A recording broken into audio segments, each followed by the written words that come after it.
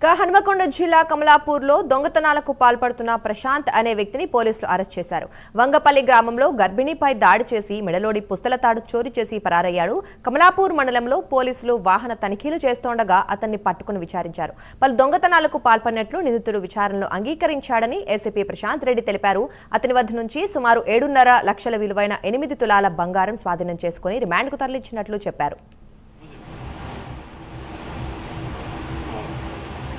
ఎగ్జాక్ట్గా వారం రోజుల క్రితం మన కమలాపూర్ మండలంలోని వంగపల్లి గ్రామంలో ఎస్సీ కాలనీలో ఒక 2 ఇళ్లలో తాళమేసిన ఇళ్లలో దొంగతనం జరిగింది.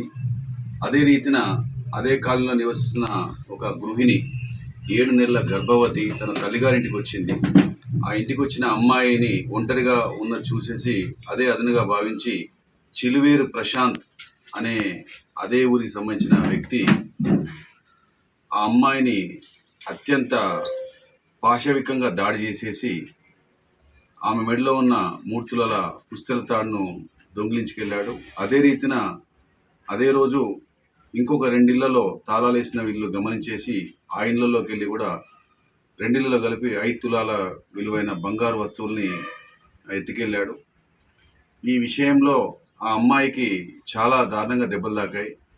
తర్వాత వారం రోజులు స్థానిక కమలాపూర్ పోలీస్ స్టేషన్లోని ఇన్స్పెక్టర్ హరికృష్ణ మరియు ఎస్ఐ వీరభద్రం గారు, వారి యొక్క సిబ్బంది మోహన్, ఉదయ్ కుమార్, వెంకటేష్ వీరు అహోరాత్రులు శ్రమించేసి ఈ యొక్క దొంగతనానికి సంబంధించి నిందితుడిని ఆచూకీ కోసం ప్రయత్నం చేశారు.